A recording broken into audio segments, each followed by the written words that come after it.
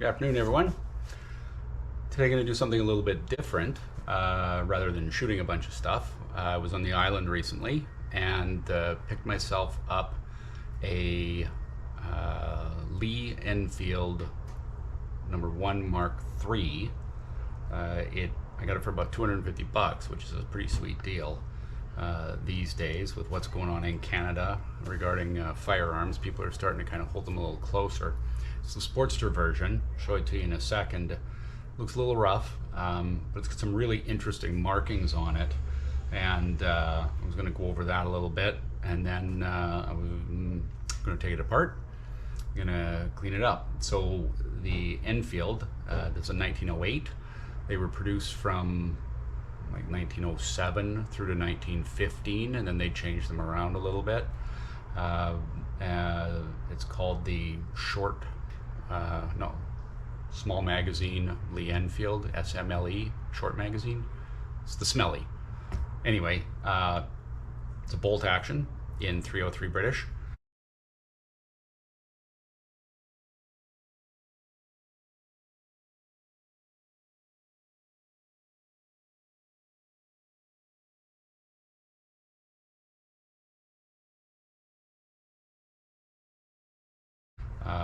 It's the first real bolt action I have because I kind of go for semi-autos. But this one was really intriguing to me because the markings on it and the price, obviously.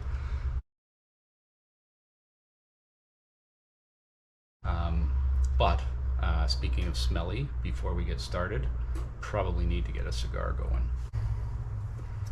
So the interesting thing about this thing is it's been sportstered. Hack it up a little bit, cut the front of the barrel off. I take the bayonet lug and everything off, so it looks a little bit more like a hunting rifle,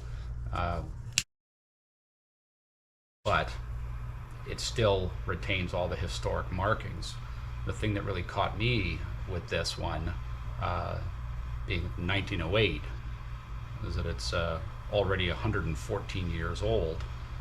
And when I slid the action, or when I ran the bolt back, everything was crisp, and so it seems like it will fire as it is. But I want to take it apart. It's got some markings on it from Australia, actually. So for all I know, it could have been at Gallipoli. When was Gallipoli? I don't know. Anyway. Had something to do with the Australians. You know how they are about their guns. I don't know how they are about their guns. Let's get underway. So here's the unit itself. There it is. You can see that they've cut the front end of it off. It used to, the wood on the stock used to run out to about here, and then you'd have your bayonet lug. It does still have the original iron sights. What do I have? I've got low VOC eco alternative, no fumes, no burns, non-caustic. I'm gonna put that to the test today because I'm a Williams, so I'm gonna definitely burn myself, pass out. I've got some 2 grits of sandpaper. I got some 120 and some 180. This is contour sanding, so I like it better for working around in the corners. I got some super blue. Probably will not get to that today. I'm not going to get it blued today, but I'll get it ripped down and see what all the parts look like. And I got some chisels and stuff in here, and I got my dart. There's our short box magazine. Make sure that the bolt is back. Let me maybe do that with a couple. Bolt is back. It's clear.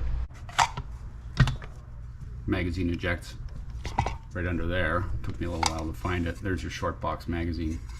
It is a 10 rounder, but it also feeds. So the idea was you had the magazine in here, and then you fed stripper clips up through the top, down in, and they would come in groups of 5. But you can see it's got all kinds of crap in here. I didn't really take care of it. Don't pay any attention to these markings yet, though. Let's go start from the front. Okay, here, a little star. Let's make sure we can see that. So there's a little star on the one side of the front sight. I don't see anything else on the other side. Our iron sight, this really needs to be cleaned up. Right now it looks like it's sort of, there's your, you can adjust for your windage here, and then this thing, which is going to take a little while for me to get that worked in, but that will adjust for your elevation. There is a marking here that is a H. I probably should clean this up before I even try this shit. It's a HVSC. If we come along further, H. This is a double arrow with a D on it. There's another one that's a, well, it's a double D, sorry, double D with an arrow. An up arrow, that's the marking of the British Small Arms Company. Their logo was 3 rifles kind of tipped together. So it's BRASC, the British Small Arms Company, and that was recently, I mean, it's recently been made famous from the Peaky Blinders from Small Heath, because the Birmingham Small Arms Company actually started in Small Heath as well. So trivia buffs, there you go. On both sides of the collar of the barrel here, there are some very strange, so there's a MA with a Roman numerals V111, so I'm thinking that that's 1908. MAIX, maybe that's a 1909. 637. There's a crown with an L and another Small Heath mark. There's our crown again. I'm not sure whether or not you can even see that. There's the Royal Cipher, ER, so I think that's, I mean, ER today is Edward, or is Elizabeth Regina, but 1908 would have been probably Edward. I think it's probably Eddie Baby, yeah. So X with a WPW, or an MPM, maybe another MA with a V11, so I think that's 1908 again. Here we have the double arrows, which I understand means sold out of service. Another D, up arrow D stamped here. 21519, and I think that's the serial for the gun itself, because there's also a, right beside it here, it also says 21519. So I haven't taken it apart yet, so I don't know where else I'm going to see 21519. I can see right here there's a 23869, so maybe this was taken off of a different gun and put onto it. You can see that here's the other screw that remains, and there's another notch here where the other original barrel band would have been, and there would be a third one up here that's tied into the bayonet lug. So there's ER again with the Royal Cipher. BSACO, Birmingham Small Arms Company. I don't know why I said BRA, but it's Birmingham Small Arms Company, 1908. SHT, this is short box. LE, Lee-Enfield, Mark III. The HV very lightly pressed into the stock, so I'm going to have to be careful when I'm sanding this down. Got a 1666 HV. There's the Commonwealth of Australia Military Corps insignia, and this is the BSAC Birmingham Small Arms Company with the logo in the center. Above it's stamped 708. I'm assuming that's July 1908. There's a Roman numeral 3 above or underneath the Birmingham Small Arms, so it's a Mark III. Here's our 609, which matches the 609 which is stamped on the top of the bolt bridge. There's another 6 here, and a D, double D with the up arrow once again. There's the safety. It's a different kind of safety. The safety actually keeps the bolt from going back. That's how that safety works. Start getting this sucker ripped down. I split this tool bench with my friggin' kid. He's a plumber now. He didn't used to have any interest in this shit at all, but now that he's a plumber, he's got his crap everywhere. So I only have half the bench that I used to have, so that's why it looks like this, okay? And if that's a problem, return a text to the wife, make sure everything's cool.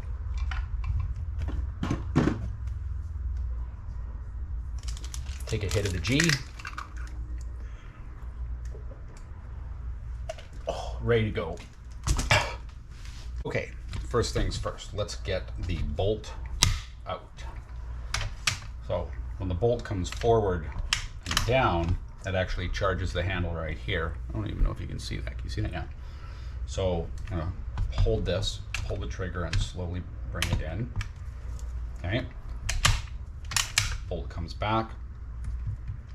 The actual bolt face flips up and then you can pull it right out. Come on, Williams. There's our trigger pin. There's that same 21519 on the end of the bolt, and 21519 on the handle. So that would be original to the gun. So let's remove this guy. Ooh, does not want to go. Do not want to mess you up any further. Something with a little bit more meat to it.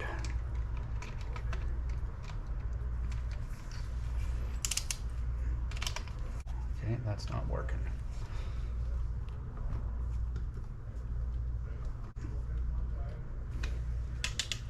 I don't know how many more chances that's going to have to even come up.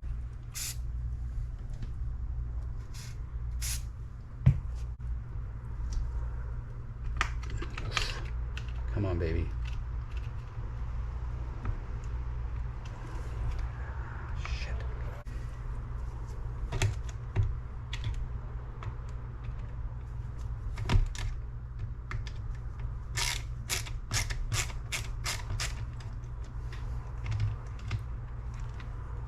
Keep everything in one of those so that we don't lose it.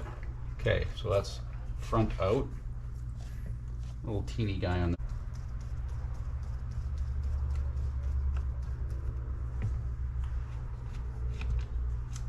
him through.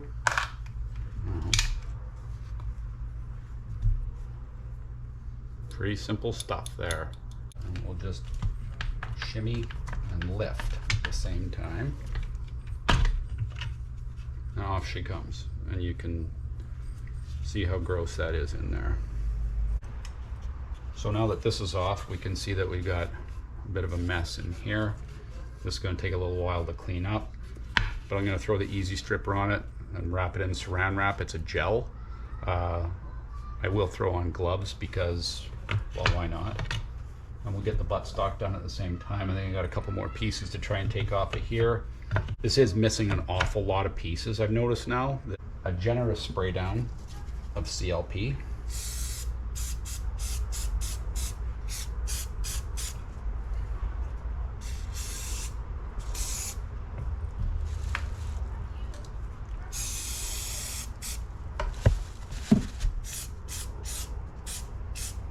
I'm decided whether or not I'm going to try and throw the stripper on this as well, because it apparently you can use this stripper on metal. I'm not sure whether or not that's such a good idea, but it's got some crap on it, so it definitely needs some work. Ready.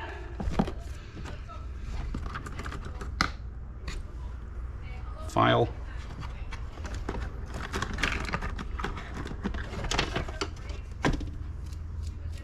Brush. And a pick. I'm going to work from the barrel end down so that has more time to get busy, but we got a bunch of debris on the front. Cloth patches need to be done in here. which I will not bore you with, as if I have not bored you enough already. But you can see that there is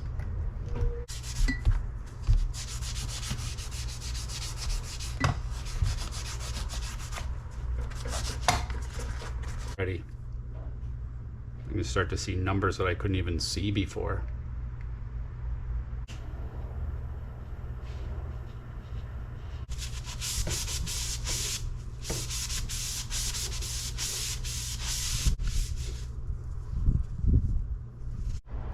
It's time to call in the cotton swabs to get in here.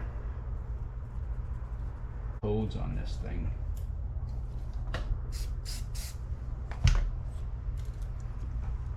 Nasty.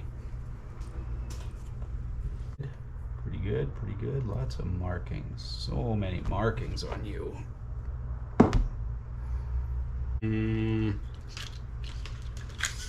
Looks a bit tight.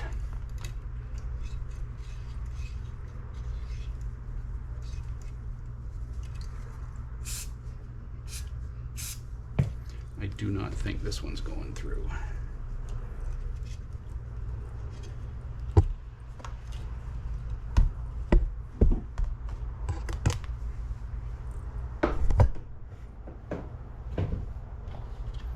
It's a 762.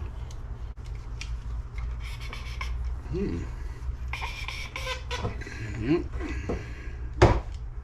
It's going to be nasty.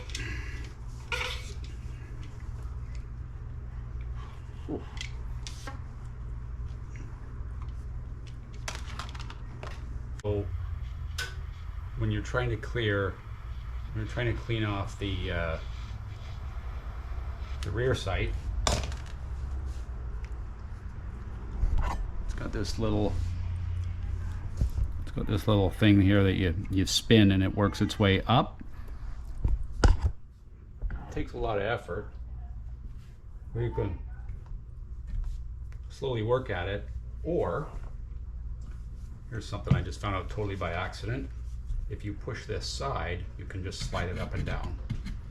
So if this side pushes in, she slides freely. Damaged my fingers pretty good finding that out though. I got this guy all scrubbed up. It's gonna need a little bit of fine work when I'm done, but we got the worst of it off, and we'll give it some kind of a dip of some sort. I'm gonna try stripping this stock. Looks like it's a bit of a mess. So I'm gonna try stripping this guy down. Get some newspaper, get our varnish stripper, brush it on liberally, wrap it up, and let her sit.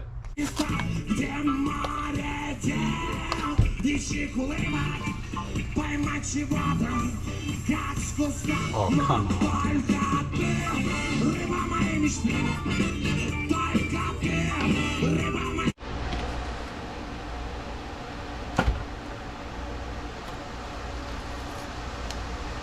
How to use pour utilization. Shake well before use. Apply, brush on, or roll on. Wait 10 minutes before applying a second coat. Cover with plastic film. 30 minutes to 1 hour. Black Rifle Jabba. Tim Tam. What's this? I'm gonna set this fella off to the side. Stay. A little free advertising for Bob Plowright and the family. Okay, need a brush. May irritate eyes.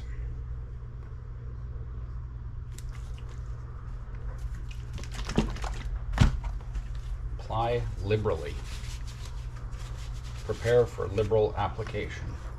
Needs to be shaken a little bit more.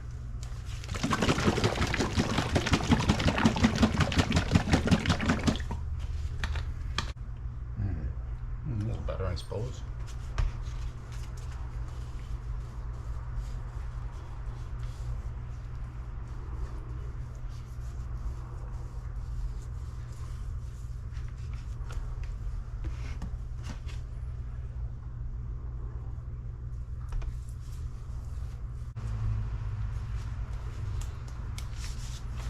A liberal application has been applied. Ooh, a little boat. This kind of almost looks like a little coconut drink. This. Get you in there.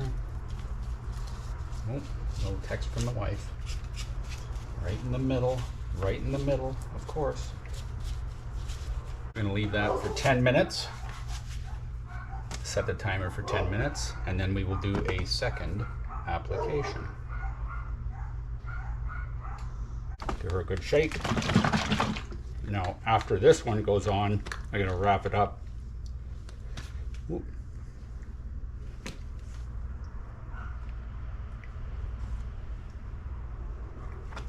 I don't want to use all of it because I still have to do the stock.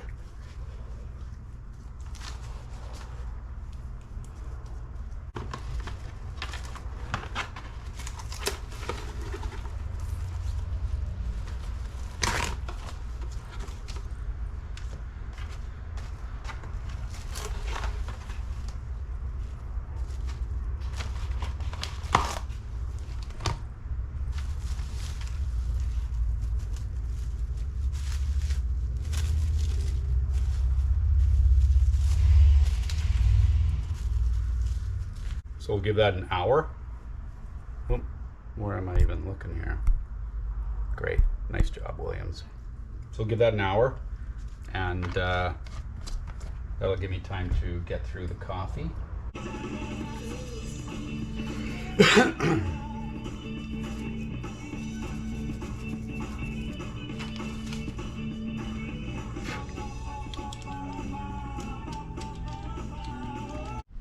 Okay, so I screwed up a little bit.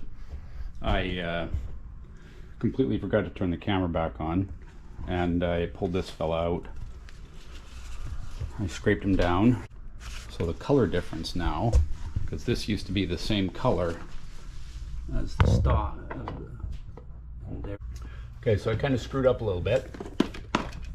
I took this thing out of the saran wrap and pulled all the finish off without turning the camera back on. So tonight, rather than stopping at this point, I decided that I would do the stock as well.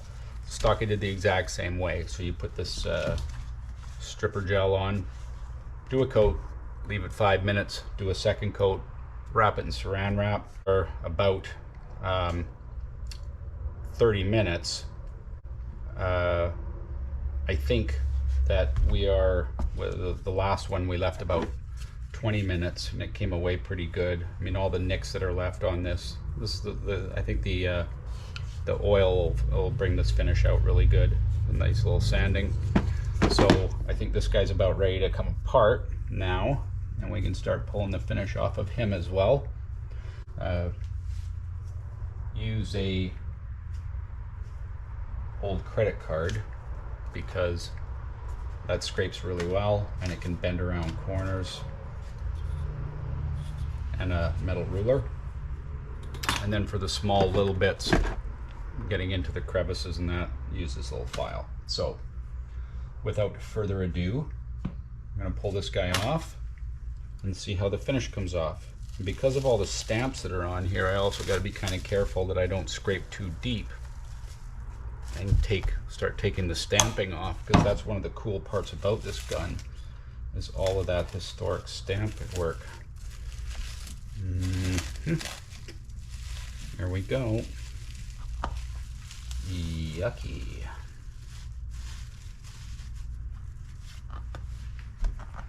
Now,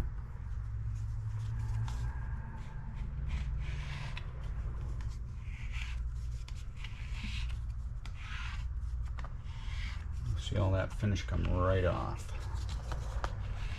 And it's got a heavy, heavy grain in it.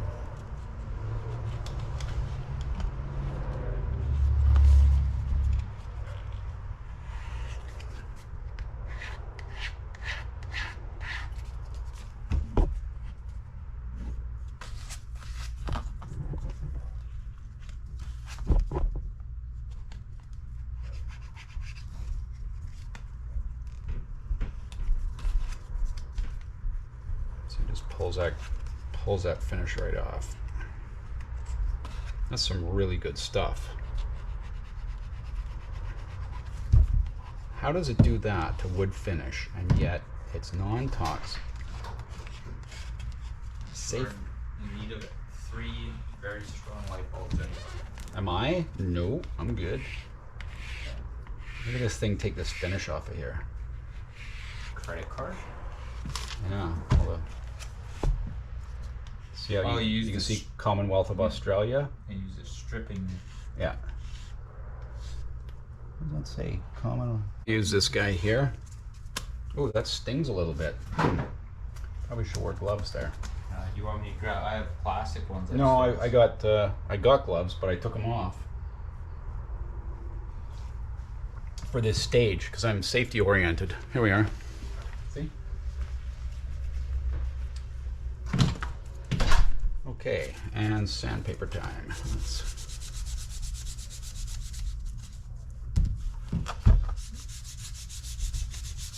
Wow, this thing is beat to shit.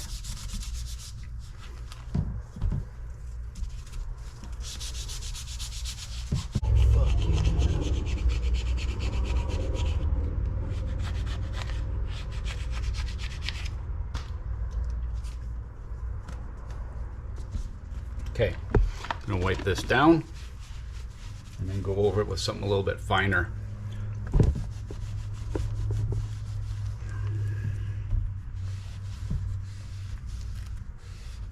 Yeah, I think I need to get another coat on that and just let it sit. Nah. Same stock because it's got the markings, so it's from the same gun. It's original, but apparently after this is sat for a couple hours, you have to wipe it down. Water to neutralize it, or it will continue working into the wood grain. You start to get some kind of a bit of a sense of what this is going to look like when I get a finish on it. Antique oil, Minwax antique oil. What's the deal with this? Wipe or brush a generous coat in the direction of the grain. Buff evenly.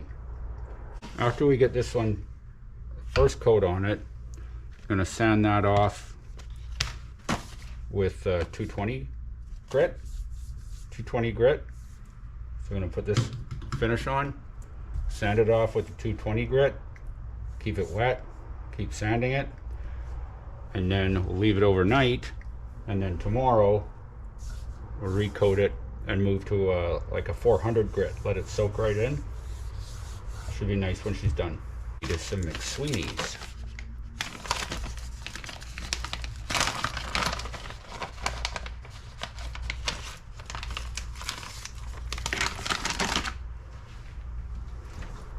Move this slightly so everyone can see Van and Brink smoke show.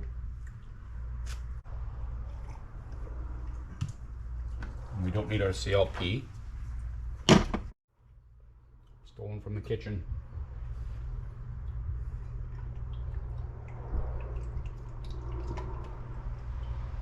Almost looks like a good cider. I'm just going to put it on by hand.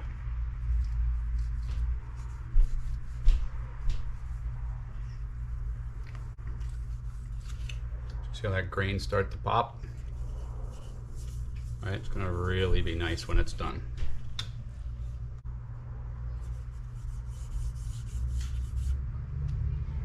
Very lightly sand it in.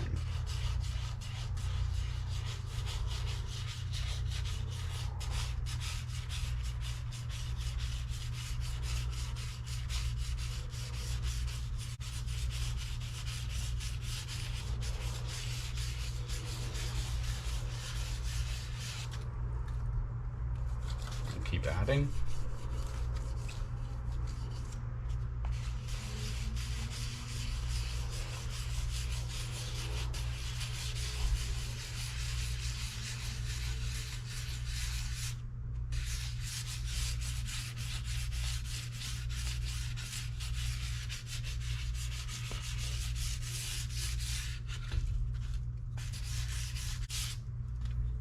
Keep it wet. Get a little bit more in there.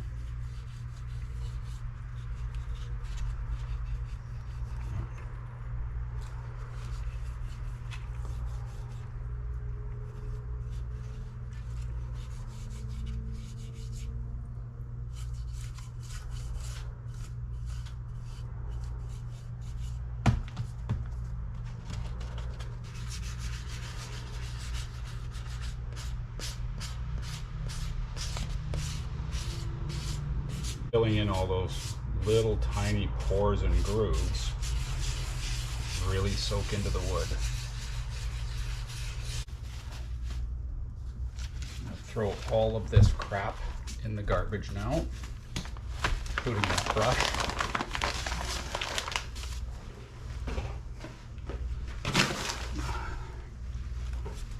Get this area cleaned up a little bit.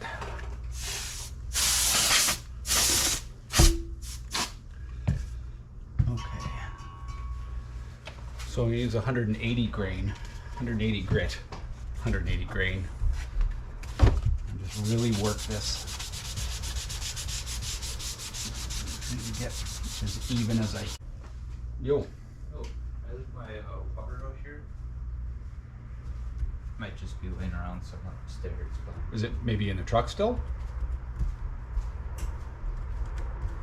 And it. Probably about half hour, and so it can absorb it again. yeah, finally got this. The problem is that so there's that Commonwealth of Australia mill forces, but I almost faded a little bit. almost lost it. And there's the British BSA Birmingham, but I almost took it off too. I'm hoping that, and there's a 250 grain, 250 grain. We'll go light.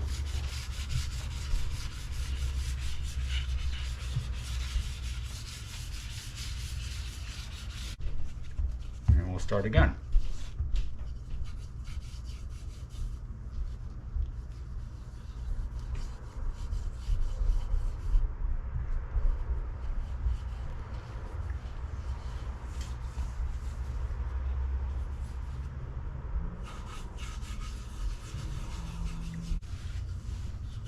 Coming along.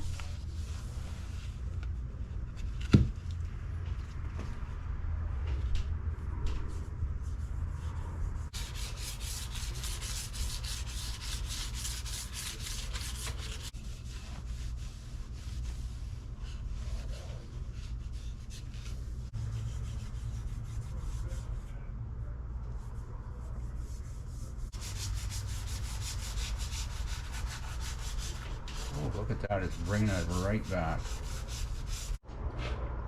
Okay, so it has, each piece now has 3 coats. On, sand with 250, and then wipe with a cloth. So I'm gonna put a 400 grit across it and really try and get the shine up. Then we leave it for tonight, and we do it again tomorrow, and we should be good. By the time we're done all of this, we'll have that same sheen.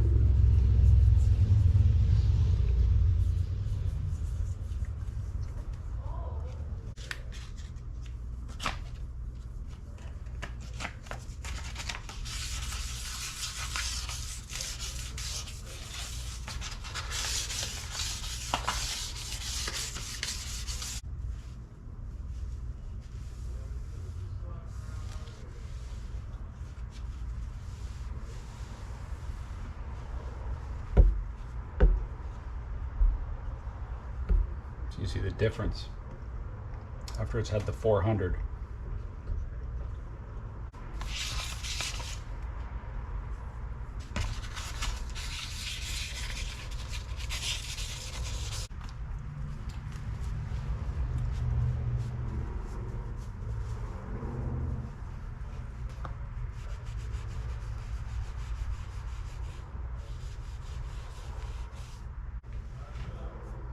Do your drying tonight, and then we will see you in the morning. Morning number 2. So we're going to start with a Mathilde, a nice, mild, though sizable. Welcome to Canada. We got to wrap this, because if we don't wrap it, then that might attract the children. It is a fucked up country.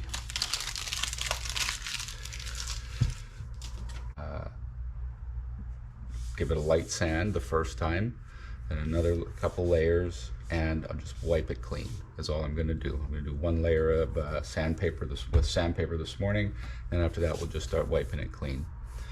And I decided that I want to have a bit more of a sheen on it, so I am going to go pick up some Minwax Polycoat, and we'll just bring up the luster on it a little bit.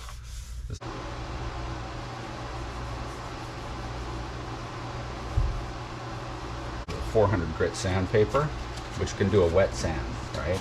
And we're just going to wet sand. Get the high spots off.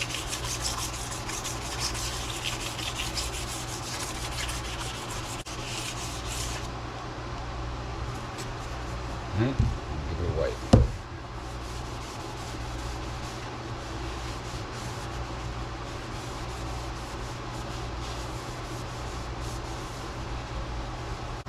So you can see there's a lot of nicks in there, but if you can see on the angle right, you can also see a really strong wood grain coming through, particularly on that side. You can see the grain coming through.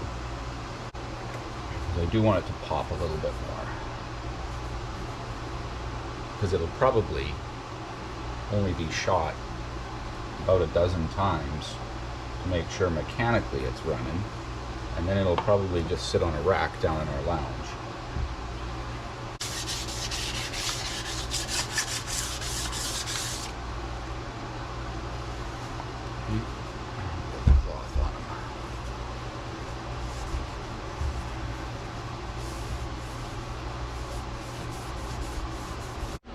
So while I'm waiting for the stores to open so I can go get my poly coat for the gun stock, I do want to get a final detail clean on the metal, the gun itself. And I'm going to use Barkeeper's Friend, get in there with a nice detailed clean, and then we should be good to do the bluing, the Birchwood Casey Super Glue.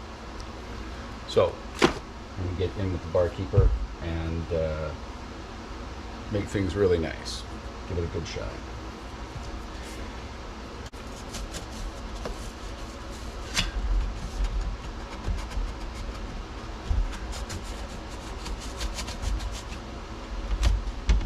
Cut a little block off.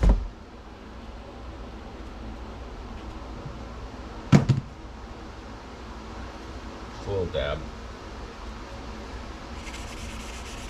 Start working on it.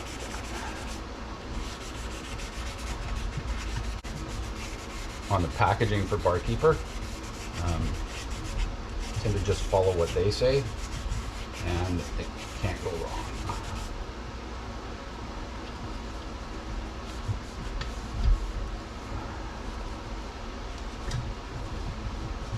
One other thing I realized is that at this point, probably should be wearing nitrile gloves, because the oils that are in your hands that start getting back out of the gun are just going to stain it and make you have to do rework.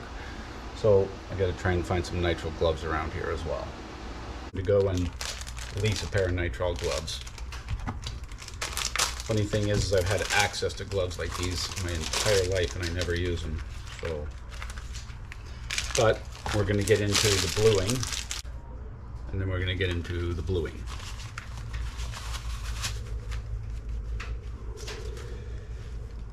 Sure hope I can still smoke a cigar. So I bumped into my buddy at the Canadian Tire. Just went to the doctor, and his doctor told him no more cigars, no more alcohol, no more caffeine for the rest of his life. Hey, dude, you gotta die of something. You gotta die of something.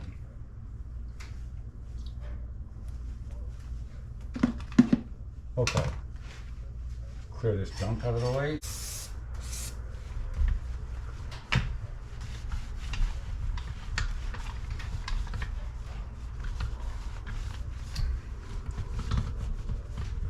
These actually feel quite nice, quite empowering.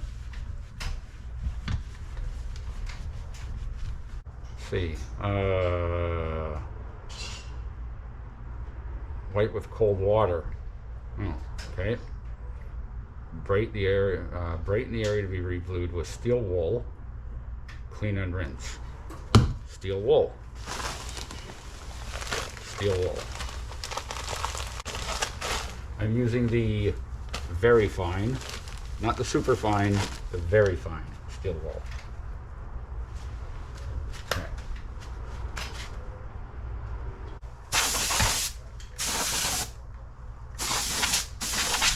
Wipe it off with cold water. I should probably have my gloves back on.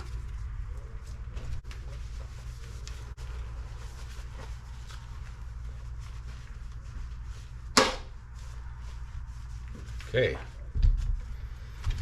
now we take a smoke break and then we move to the bluing. I want to use this thing to I'm gonna give you something to saw, I guess.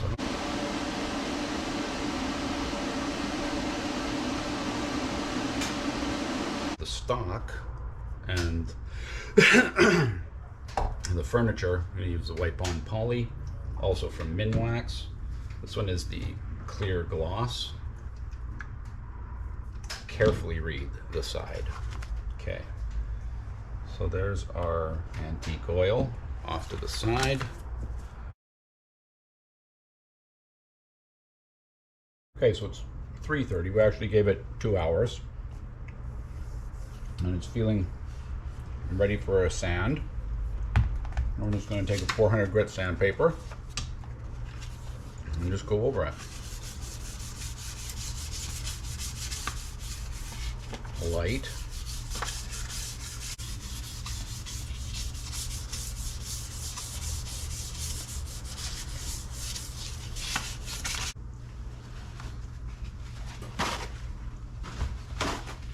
Paper towel, just wipe away the dust.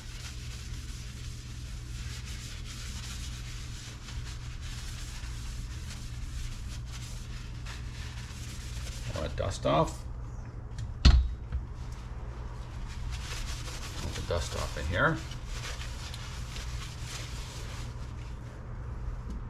And we'll give it another coat. Screwdriver. Pop this cap off. I think we're going to probably wind up with 3 coats total today, and that'll be it. And we'll see what it looks like tomorrow morning.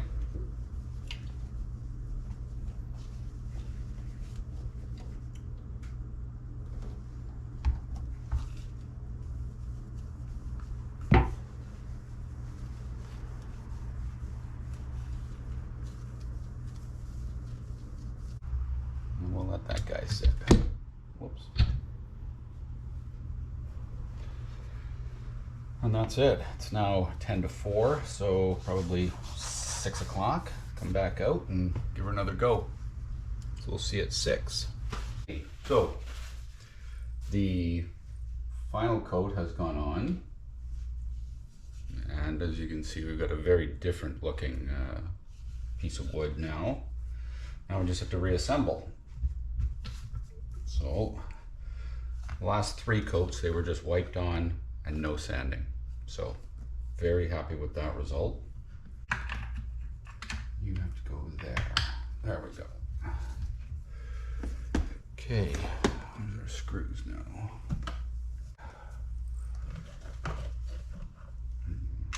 Drop down there.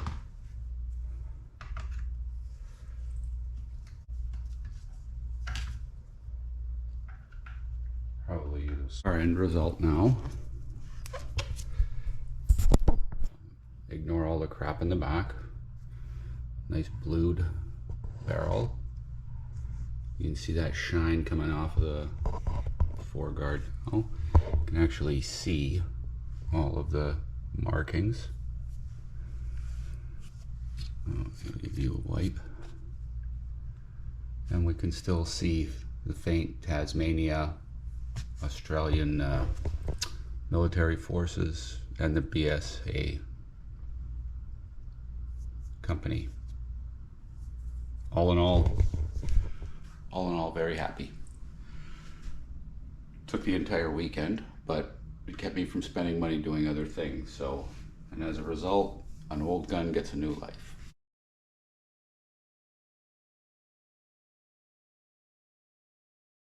An old gun gets a new life.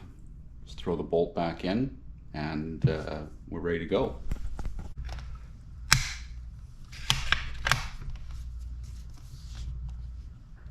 She's ready to go. I may oil that a little bit.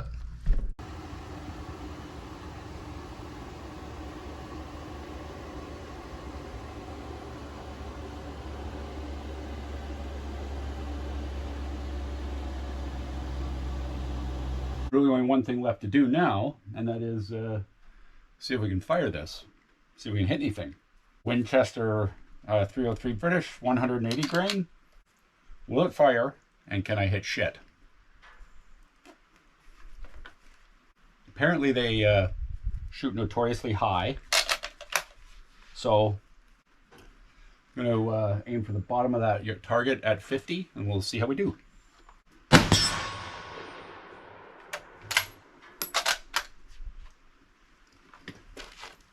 That kicks.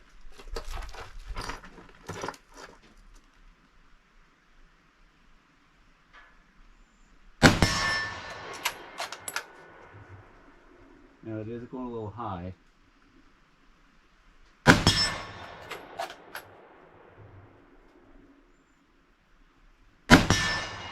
"114 years old. Hit the target 4 out of 4. That has been a good decision.